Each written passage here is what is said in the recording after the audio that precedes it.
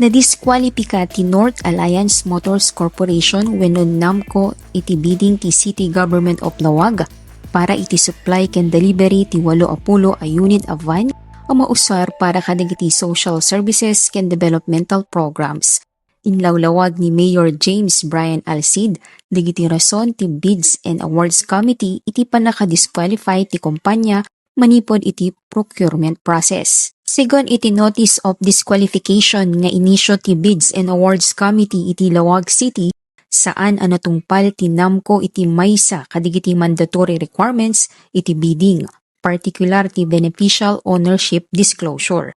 Naibaga ti surat ti BAC asaan a kompleto ti naipakita nga impormasyon maipapan iti ultimate beneficial owner wenno digiti pudno a makinkukwa ken mangkontrol ti kumpanya. Para iti amin nga bidders, masapul nga umiso ken kompleto digiti dokumento nga ipasa tapno mapagtalinaed ti transparency ken patas a proseso iti panaggatang ti gobyerno. One of which is yung under declaration. So yun yung isa pang reason kung bakit sila na-disqualify. May sapayabanag ani ipakita iti surat ti BAC ket ti issue ti conflict of interest. Segon iti dokumento ni Johansson T. Chua nga incorporator ken presidente ti North Point Alliance Motors Corporation ket maysa nga incumbent board member iti probinsya ti Ilocos Norte.